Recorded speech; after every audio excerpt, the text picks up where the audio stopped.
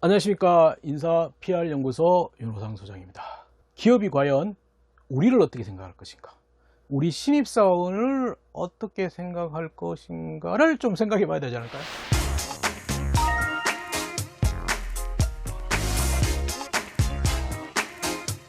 우리 신입사원들 참 존중해주고 고객으로 생각할까요? 고객? 고객일 수도 있어요. 예전에는 기업들이 고객이라고 안 본 경우 많죠. 근데 요즘에는 여러분들이 너무 진상 고객을 짓을 한 경우도 있고 왜냐하면 인터넷에 또 굉장히 활성화되다 보니까 기업의 평판이 여러분의 글 올린 거라든지 댓글에서 좀 영향을 받거든요. 그래서 이제 고객으로 볼 수도 있을 것 같아요. 원래는 목적은 뭐냐면 신입사원들은 고객보다는 우리 회사의 엄밀히 말해서 우리 회사를 미래를 이끌어갈 우리 회사의 미래 인재겠죠. 인재. 그죠?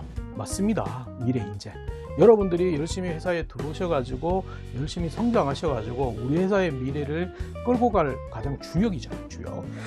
인사 담당자나 면접관은 여러분을 우리 회사의 미래 인재로 존중하느냐? 존중하고 있습니다. 존중 안 한다는 얘기는 아닙니다. 근데 이제 문제가 뭐냐면 존중하고 있는데 선발의 도구, 선발이란 것은 평가가 들어가잖아요. 왜냐하면 다양한 분들이 있는데 그 속에서 엄밀해서 우리 회사의 적임자, 우리 회사 그 일을 잘할 수 있는 분을 고르는 작업이기 때문에 어쩔 수 없이 선발이라는 평가에 대한 잣대가 들어가다 보니까 과연 그러면 거기서 미래의 인재로 인지할 것인가를 조금은 생각해 봐야 돼요. 저도 과연 평가할 때 서류심사나 면접할 때 그렇게 평가를 했느냐 하면 저도 잘 모르겠어요. 그거는 정확하게 말씀을 드리기가 좀 애매한 부분이 있습니다. 솔직해지자면 여러분은 선발의 도구 평가할 단계에서는 우리 회사의 미래 인재가 아니고요. 여러분도 원가일 수 있습니다. 여러분도 투자가 아니고 비용일 수도 있습니다. 아니, 비용으로 봅니다. 원가로 봅니다. 그게 현실이라는 거예요. 비유를 좀 한다면 우유값 종이로 된 거 있죠. 그거 잘 뜯어지던가요? 전 먹을 때마다 앞으로 뜯어도 안 되고 뒤로 뜯어도 안 되고 어떻게 해요? 결국은 다 뜯죠. 다 뜯은 다음에 접어서 이렇게 마시다 보면 줄줄줄줄 흐릅니다. 그런데 과연 우리는 고객이 그걸 불편해 한다면 기업은 그걸 바꿔야 되지 않을까요? 근데 그 모양을 바꾸지는 않았죠. 왜 안 바꿀까? 생각해 봐야 돼요. 그럼 좀 다른 개념으로 제가 이공계 친구들한테, 특히 연구개발 설계 이런 친구들한테 자주 질문하는 게 있거든요. 이거는 면접에 가서 질문하는데 브레인 티저라는 질문이 있습니다. 구글식 질문으로 브레인 티저라는 것은 뭐냐면 창의력이 아니고 정답이 존재하는 것. 가장 대표적으로 구글식 질문이죠. 시계 시침과 분침이 하루에 몇 번 교체합니까? 스쿨버스에 골프공 몇 개 들어갑니까? 30만 개가 40만 개 들어간다는데 웃기게 우리나라에서 그걸 그대로 채용해가 쓰던데 문제는 미국 스쿨버스랑 우리나라 스쿨버스는 모양이 다르거든요. 근데 웃겨요. 그래서 그런 거고 가장 쉬웠던 게 아마 그걸 거예요. 맨홀 뚜껑은 왜 동그랗습니까? 이게 정답이 존재하잖아요. 왜? 굴리기, 운반하기, 동그라면 운반하기 힘들지 않을까요? 정답은 뭐냐면 빠지지 않기 위해서.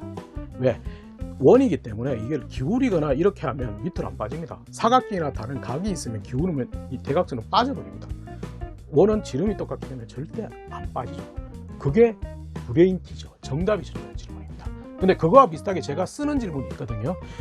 아까 했듯이 이공계 연구개발 설계 이쪽에서 물론 생산관리 품질관리에서도 질문합니다.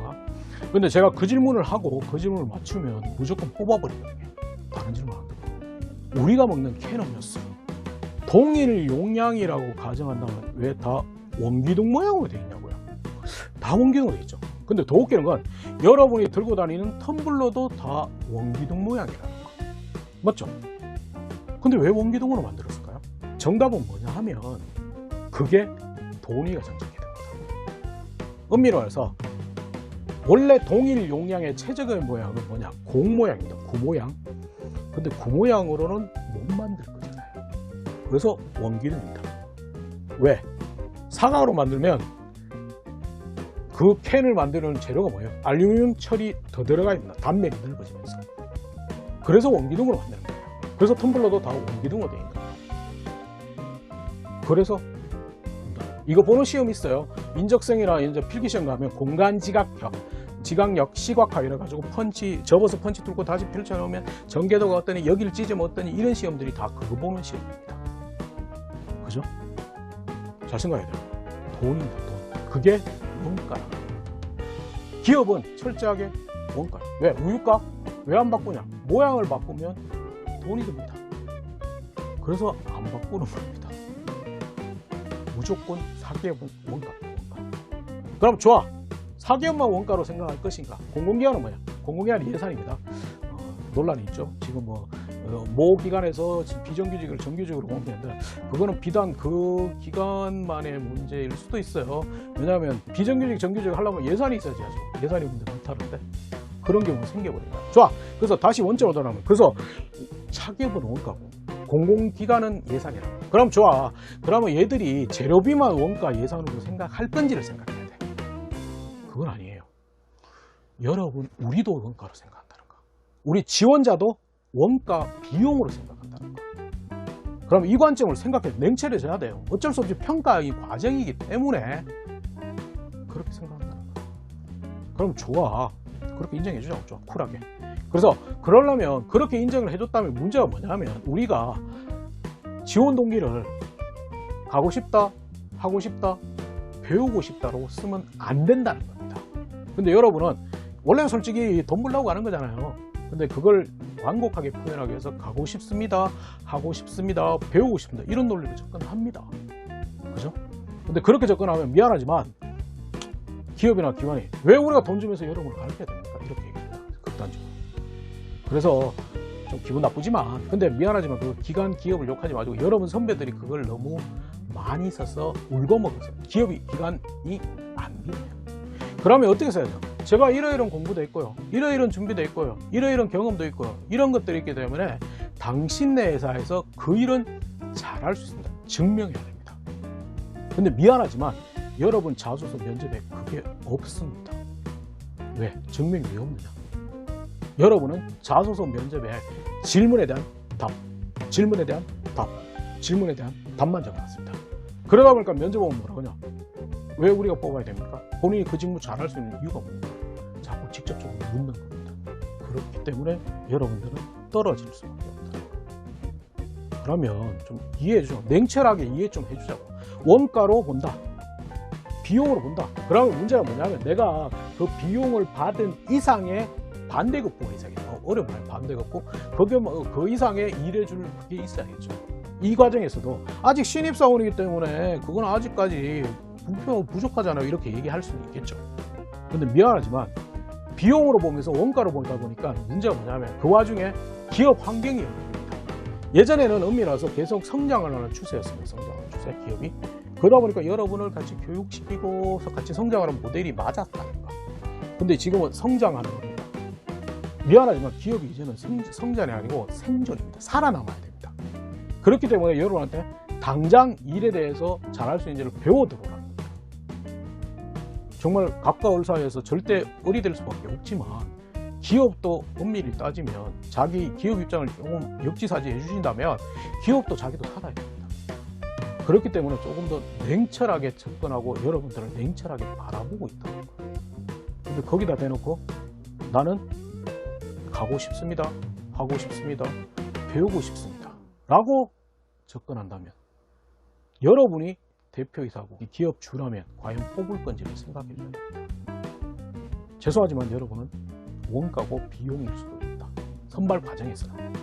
물론 들어가면 여러분 미래에 투자해 줍니다. 안 한다는 건 아닙니다. 선발 과정에서 그렇다는 얘기니까 그 부분에서는 좀 고민해 보자고. 그러면 과연 내 자소서 면접을 어떤 방식으로 접근을 해야 될까? 나를 파는 마케팅적인 서류지 않습니다. 조금 더 도발적으로 과감하게 나의 장점, 준비, 경험들을 적어가지고 잘할 수 있다고 증명하고, 기업에서 내가 어떤 역할을 할 수 있다고 증명해 줘야 된다. 아, 부담된다고요? 부담될 수 있습니다. 다만 이 장점, 준비, 경험, 이런 다양한 것들이 모든 경쟁자를 이길 수 있는 장점, 준비, 다양성을 얘기하는 것도 아닙니다. 여러분 기준에서의 장점입니다. 근데 여러분 자소서 면접에 그게 없어요. 다시 점검해 보셔야 돼요. 그게 없기 때문에 자소서 적어놓으면 면접에서 왜 뽑아야 됩니까? 설명해 주십시오. 이렇게 얘기합니다. 미안하지만 여러분도 원가고 비용을 볼 수 있기 때문에 우리도 냉철해지자고요. 기업도 냉철해졌잖아. 그러면 우리도 냉철해가지고 나의 장점 준비 이런 것들을 경험 좀 적어야 되자고 명확하게. 논리적으로 설득해야지. 결국은 논리적으로 설득하는 자만이 이 취업 경쟁에서는 이길 수 없습니다. 아시겠죠? 어렵다고요? 어렵네요. 쉽습니다. 너무 정답 교과서의 답변을 안 쓰고 여러분만의 논리, 여러분만의 생각, 여러분만의 이야기를 적고 여러분만의 장점, 여러분의 준비사항만 말하면 됩니다. 아시겠죠? 특별한 거 어렵지 않습니다. 아시겠죠? 화이팅!